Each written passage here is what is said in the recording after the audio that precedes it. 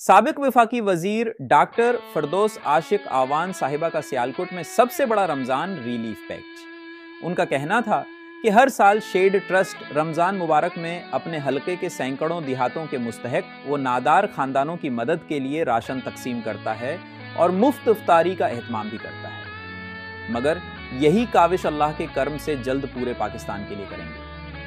उनका कहना था कि बेहतर पाकिस्तान तभी मुमकिन है कि जब हम सब मिलकर एक कामयाब सोच और पुख्ता अज़्म से इस कार्य खैर में अपना अपना फ़र्ज़ अदा करें, वरना हम बॉर्डर पर रहने वालों से ज़्यादा दुश्मन को कोई नहीं जानता। दुश्मन की शब और रोज़ कोशिश यही है कि हम में इत्तिफाक न रहे।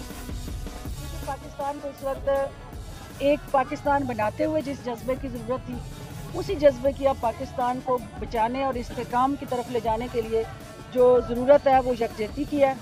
और हमें यकजा हो के, हम बॉर्डर पर रहने वाले लोग हैं, जो हमारा हल्का है ये इंडिया की सरहद के साथ जुड़ा है। इस पाकिस्तान को बनाने के लिए हमारे बुजुर्गों ने बहुत कुर्बानियाँ दी हैं, लेकिन कुछ शरपसंद अनासर, कुछ मफाद परस्त टोले, कुछ बैरूनी आकाओं के इशारों पर नाचने वाले, पुतली तमाशा करने वाले अफराद और जमातें इस पाकिस्तान की किस्मत से खेलना चाहती हैं। उन्हें मैं ये कहना चाहती हूँ कि होश के नाखुन लें। सब की सियासत उस वक्त तक है जब तक यहाँ एक मजबूत रियासत है। सियासत और रियासत को जब तक आप इकट्ठा नहीं करते, पाकिस्तान आगे नहीं बढ़ सकता। रियासत को कमज़ोर करके जो अपनी सियासत को मजबूत करना चाहते हैं, वो होश के नाखुन लें, और रियासत होगी तो यहाँ सियासत होगी।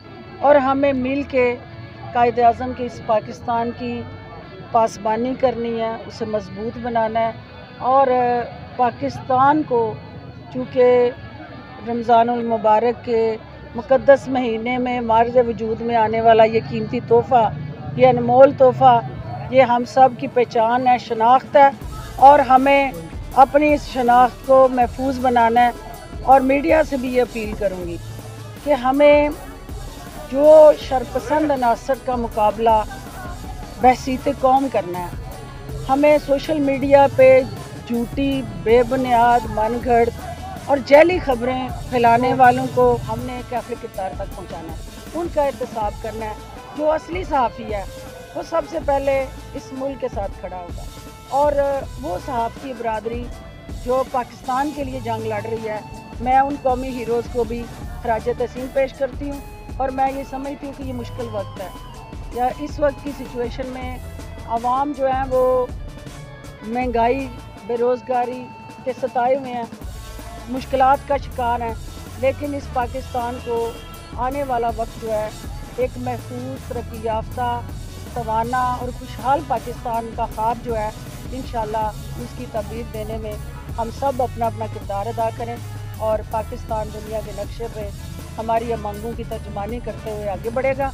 और हम सब फ़ख्र से इस पाकिस्तानी होने पे अपना एजाज़ समझते हुए ना सिर्फ दुनिया भर में सरबुलंद होंगे, बल्कि हमने इस ऐसी कौम 26 करोड़ की इस हजूम को कौम बना के इंशाअल्लाह इसकी यकजहती से ही पाकिस्तान को यकजा करके ताकतवर बनाना है। आप सबका बहुत शुक्रिया।